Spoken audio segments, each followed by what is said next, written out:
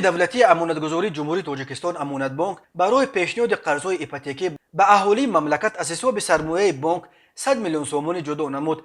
در این خصوص رئیس بانک مذکور سراج الدین اکرام 22 ایول ضمن نشست مطبوعاتی به نمایندگان واسطه‌های اخبار عامه خبر داد. او علاوه نمود که 100 میلیون سومانی مبلغ ابتدایی بوده، در آینده در صورت ضرورت برای پیشنهاد قرض ایپوتیکی مبلغ‌های علاوه‌ای جدا کرده می شود. قرض‌های ایپوتیکی که پیشنهاد مشتریان می گردد از حساب پسندازهای مردم نیستند. قرض ایپوتیکی با اسعار خارجی دلار با معیار 10% و با اسعار ملی سامانی 22% سالانه به مهلت 10 سال داده می شود. تذکر داد رئیس امانت بانک به گفته نامبرده نفرانی که میخواهند از امانت بانک قرض ایپوتیکی بگیرند باید مبلغ شخصی خود را در حجم 30% سهم گذارند. میزاجان بانک می توانند در حال پس از کارکرد پوره قرض به منزل کوچند. این منزل همچون گرو خدمت می کند. او همچنین گفت که منزل مشترک بانک تنها پس از پرداخت پوره قرض به قید گرفته می شود. تا آن زمان آن همچون گرو مالکیت امانت بانک خواهد بود. قرض ایپوتیکی را نه تنها در شهر دوشنبه بلکه در دیگر شهر و نواحی مملکت نیز می توانند دریافت کرد. قبلا امانت بانک 34 نفر کارمند بانک را با پیشنهاد قرض ایپوتیکی با منزل استقامتی تامین نمود. باید گفت که قرض ایپوتیکی یک نمود قرض است که برای خرید منزل پیش بینی می شود. این نمود قرض به میزاجان با اجرای عهده‌داری و